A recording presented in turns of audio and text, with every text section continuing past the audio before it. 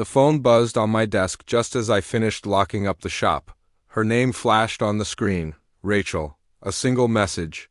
I'm done with monogamy. I need variety. You stay. I just froze. My hands went completely cold. 20 years of marriage, 2 decades of trust, all gone in one single line of text. I tried calling her, but it went straight to voicemail. I tried texting, but my messages were ignored. I stared at the screen again, trying to make sense of it. She hadn't just left. She had announced it, and she made it clear she didn't want me involved.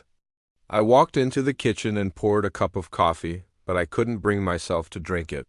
My mind was racing, replaying 20 years of our shared life, all the vacations, the anniversaries, the quiet little routines we had built together. In that moment, all of it felt like a lie. I needed to do something, anything to get out of my own head, so I went to the garage. Cars made sense to me. Engines made sense. There was logic and control.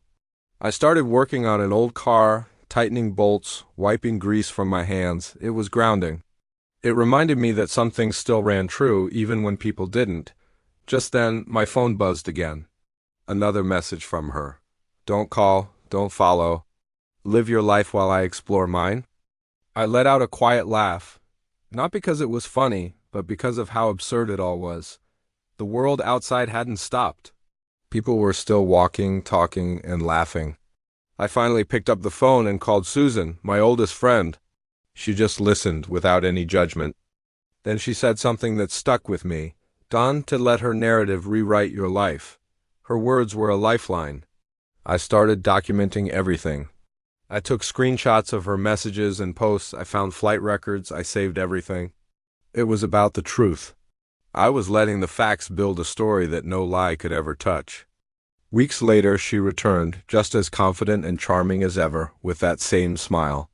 She tried to explain things, to spin her own version of events. I didn't say a word. When the divorce proceedings began, her carefully constructed story just crumbled under the weight of reality. The evidence was undeniable. Friends stopped taking her calls. The new man she had been seeing vanished. I started rebuilding my life, slowly but surely. I spent my days working in the garage, helping out my neighbors and reconnecting with old friends who stood by me. They were all quiet victories, small steps forward. I didn't need to shout my side of the story from the rooftops. I didn't need to prove myself to anyone. The truth had already done all the talking for me. Months later, I was walking past the diner where we'd celebrated our first anniversary.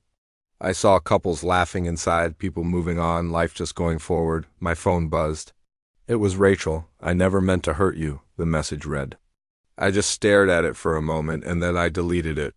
She didn't break me. She revealed who she truly was. And in doing so, she gave me back something far more valuable than revenge, my freedom. I smiled, watching the sun set over the city. My life was finally mine again. Thanks for listening to my story. If you've been through something similar, know that you're not alone and things do get better. Don't forget to like and subscribe for more stories.